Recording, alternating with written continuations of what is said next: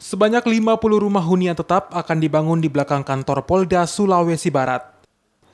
50 rumah ini merupakan program bantuan dari pemerintah Sulawesi Selatan kepada korban gempa di Mamuju. Rumah dengan tipe 36 ini akan diberikan kepada 50 keluarga polisi lingkup Polda Sulbar yang terdampak gempa bermagnitudo 6,2 pada pertengahan Januari lalu.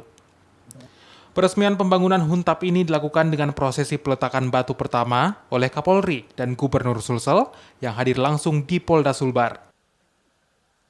Jika sesuai target, rumah yang diklaim tahan gempa ini rencananya akan selesai dibangun dalam jangka waktu 60 hari.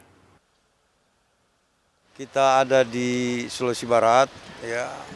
Ini untuk mewujudkan janji pemerintah Provinsi Sulawesi Selatan untuk membantu 100 unit rumah ke Sulbar.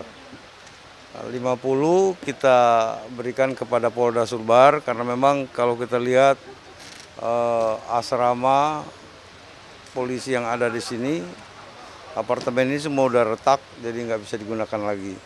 Jadi ini insya Allah akan dibangun di sini. Mudah-mudahan dalam 60 hari ke depan ini sudah bisa dimanfaatkan. Sementara itu, Kapolri mengapresiasi bantuan yang diberikan oleh Gubernur Sulawesi Selatan dan menganggap sebagai bentuk persaudaraan antara provinsi. Selain 50 unit rumah untuk keluarga polisi, rencananya Gubernur Sulsel juga akan memberikan 50 unit rumah lainnya kepada masyarakat umum yang menjadi korban gempa di Sulawesi Barat. Hendra Bakti, Nila Rustam, Kompas TV, Makassar.